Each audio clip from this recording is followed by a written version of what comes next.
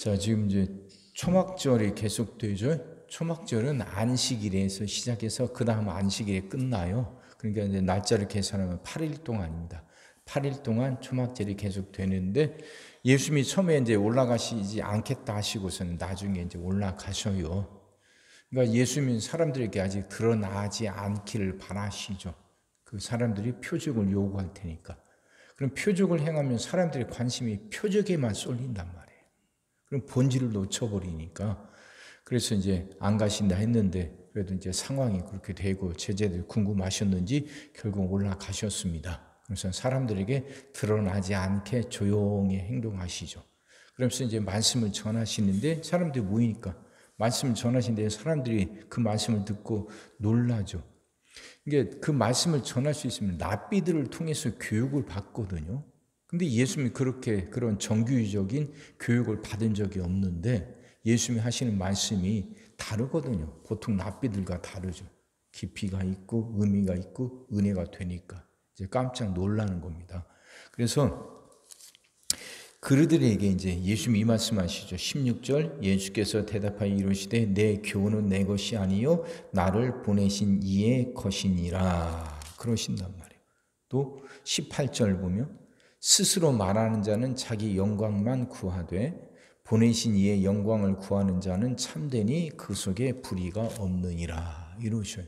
그러니까 예수님의 말씀은 예수님의 말씀이 아니라 하나님이 주신 말씀이에요. 그걸 전해요. 그러니까 예수님은 자신을 드러내는 게 아니라 하나님을 드러내요. 자기가 영광 받는 게 아니라 하나님이 영광 받으시게 하시죠. 랍비들과 다른 게 그거예요. 랍비들은 하나님이 주신 말씀이 아니라 자기 말을 해요. 그러다 보니까 그들은 하나님을 높이는 게 아니라 자기를 높이는 거죠. 예수님이 그걸 지적하신 거예요. 이 말씀은 우리들에게도 그대로 똑같이 적용됩니다. 우린 신앙생활이라는 걸 해요. 하면서 그렇게 신앙생활 하다 보면 무엇인가가 누군가가 드러나기 마련이거든요. 우리는 누구를 드러내는지 돌아보라는 거죠. 자기를 드러내고 자기를 높이려고 하는 건지 아니면 하나님을 높이려고 하는 건지. 이건 랍비들만 이런 게 아니라 유대인들만 그런 게 아니라 우리 안에도 그게 있지 않습니까? 사람은 똑같아요. 안에 이제 자기 공명심이란 게 있어요. 그 자기를 드러내고 싶은 마음들이 본능적으로 있습니다. 그래서 사람들에게 주목받고 싶고 존경받고 싶고 자기는 높임받고 싶고 난 이만큼 종교적이고 난 이만큼 경건하고 난 이만큼 많이 알고 있고 근데 그거 하나님 앞에 섰을 때 그거 아무것도 아니잖아요. 그게 아니라 나를 통해서 하나님이 드러나야 되는데 하나님이 높임 받아야 되는데 그러니까 나는 언제나 뒤로 물러서는 거죠. 세례요한이 그렇지 않습니까? 세례요한이 나는 그 내 뒤에 오시는 분, 그 예수님의 신발끈 이게 풀고 매는 것조차 감당할 수 없다고 말하죠. 신발을 만지고 신발끈을 묶고 풀고 이건 노예들이나 하는 일이에요. 노예들이나. 근데 세례요한은 그 노예들이나 하는 그 일, 그래서 천하게 여겨지는 그 일, 나는 그것도 감당할 수 없다 그러죠. 그는 흥하여야 하겠고 나는 쇠하여야 하리라 그러죠. 예수님은 흥하고 예수님은 높아지고 나는 사라져야 된다 그 말이죠. 이게 신앙이에요. 이게 예수님도 그 말씀을 전하시고 기적들 일으키시는 건 자신이 아닌 자신을 보내신 하나님. 언제나 그 생각이 예수님에게는 항상 있었어요. 그 생각이. 그리고 나는 보내심을 받은 사람. 그래서 나는 철저하게 나를 보내신 분을 높여야 되고 그분을 드러내야 되는 거죠. 그러니까 그분이 가라고 하는 십자가 길도 뚜벅뚜벅 걸어가는 거예요. 그분이 하라고 하시니까 안식일에도 환자들을 고치시는 거죠. 그것 때문에 핍박을 당하고 어려움을 당할 거 아시면서도 그 일을 행하신 거예요. 하나님이 하라 하시니까 그 하나님을 높이려고 높여야 되는 거니까. 우리도 한번 돌아보자 그 말이죠. 우리는 누구를 높이고 있는가? 나를 통해서 누가 드러나는가? 나 자신인가? 하나님인가? 그리고 또 요한복음은요. 이게 이제 시간 순서대로 된 건 아닙니다. 그러니까 이제 5장에서 7장이 연결이 되고 그 사이에 6장이 끼어든 겁니다. 5장에 보면 이제 그 38년 된 환자를 고치신 내용이 나오잖아요. 안식일에 환자를 고치다 보니까 그것 때문에 지금 예수님을 핍박하고 있단 말이에요. 그걸 지금 염두에 두고 지금 예수님이 말씀하시고 활동하시는 거거든요. 그러니까 22절, 23절이 그 말씀이죠.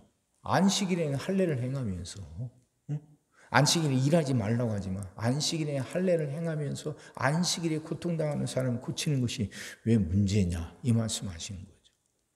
이스라엘 사람들이 안식일을 그렇게 목숨 걸고 지키려고 하는 건 이스라엘이 지금 그 어려움 당하잖아요. 그러니까 바빌론의 포로로 끌려가서 지금 포로 생활을 마치고 돌아왔지만 이제는 노마에 의해 식민지로 고통당하고 있단 말이에요. 자신들이 이렇게 어렵게 살아가고 있는 건 하나님이 주신 율법, 그걸 지키지 않았기 때문이라고 생각하는 거예요. 그건 맞아요. 그러니까 율법을 정확하게 지키고 온전히 지켜야 된다는 거죠. 그래야 우리가 이 어려움에서 벗어날 수 있다 하는 생각들을 지금 유대인들이 공통적으로 갖고 있어요. 그럼 이제 율법을 지키기 위해서 가장 기본적인 게 안식일법이죠. 이런 생각 갖고 있는 사람들에게 예수님이 안식일 날 그 환자를 고치니까 그건 노동이고 일인데 그건 안식일을 범하는 건데 율법을 범하는 건데 그러니 율법을 지켜야만 우리가 이 어려움에서 벗어날 수 있는데 하나님의 아들이라고 하는 그 예수가 그 율법을 범하고 있단 말이에요. 그러니 이들은 참지 못하고 예수를 죽이려고 하는 것이죠. 자, 이런 상황이거든요. 그런데 왜 예수님이 이 일을 계속 하시는가? 그래 하나님이 이제 하라 하시니까 하시지만 그래도 그 의미가 뭔가? 이런 거예요. 그래 그 율법을 정확하게 지키려고 하는 열심은 좋은데 본질이 뭐냔 말이야. 그 율법을 주신 하나님의 의도, 하나님의 목적이 뭐냐는 거죠. 하나님은 그 율법보다도 사람들에 대한 사랑, 은혜, 자비 이게 더 크고 이게 우선이고 이게 본질이에요. 그러니까 결국 율법을 주신 것도 그 율법을 통해서 하나님을 만나라는 거죠. 하나님과 같이 동행하라는 거죠. 근데 하나님의 본질은 사랑이거든요. 그건 은혜고 자비거든요. 그러니까 그 율법을 통해서 하나님을 만나야 되는데 그 만나야 될 하나님은 사랑인데 율법의 조문에 얽매이다 보니까 하나님의 사랑을 놓치고 있는 거예요. 그 하나님을 만나지 못하고 있는 거예요. 그러니까 그 하나님의 사랑이라면 안식일에도 고통당하는 사람도 고쳐주는 거죠. 그건 율법을 어기는 게 아니죠. 근데 이들은 그렇게 조문에 매여 하나님의 본질보다도 그 장로들의 유전, 그러니까 그 율법학자나 이런 바리새인이나 서기관들 그들이 구전으로 입으로 구전으로 전해준 것들이 있거든요. 진짜 성경으로 전해진 이게 기록된 말씀보다도 구전으로 전해진 것에 얽매이다 보니까 진짜 본질을 놓쳐버린단 말이에요. 예수님 그게 안타까우시니까 그 말씀을 자꾸 하시는 거예요. 안식일에 환자들 고치시면서 이 말씀을 하시는 거예요. 본질을 봐라. 본질. 하나님의 사랑, 하나님의 은혜, 자비, 그 헤세드. 우리의 어리석음에도 불구하고 끝까지 우리를 품으시고 붙들어 주시고 용서하시고 다시 또 기회를 주시는 그 하나님. 그 하나님의 사랑을 내가 느끼고 그 사랑을 받고 있다면 나도 다른 사람들에게 그 사랑을 나눠줄 수 있거든요. 나를 긍휼히 여기시는 하나님을 만나게 되니까 나도 다른 사람들을 긍휼히 여길 수 있게 되거든요. 그러니 안식일에도 팔이 말라서 고통당하는 여인을 고쳐주시는 것이고 38년 동안 누워있는 환자를 보니 긍휼히 여기는 그 마음이 올라오니까 안식일에도 그 환자를 고쳐주시는 거죠. 본질이 중요해요. 본질. 하나님의 사랑. 그러니까 하나님을 만나는 거예요. 그 하나님은 사랑이셔. 그걸 내가 느껴야 되고 그걸 깨달을 때 그 사랑이 내게서 다른 사람에게도 흘러갈 수 있게 되는 것이죠. 하나님 조문에 매여버리면, 형식적인 것에 매여버리면 하나님을 놓쳐요. 그렇다고 형식을 무시하는 거 아닙니다. 형식은 형식대로 의미가 있어요. 그것도 지켜야 되지만 어느 한순간에 형식과 본질이 부딪히는 순간이 있어요. 그건 자세히 뭐라고 설명하기 힘들지만 그 형식과 본질 속에서 형식을 무시하지 않으면서도 본질을 지키고 그걸 붙드는 게 그 지혜가 필요하거든요. 그건 영적으로 깨어 있어야 돼요. 그건 영적으로.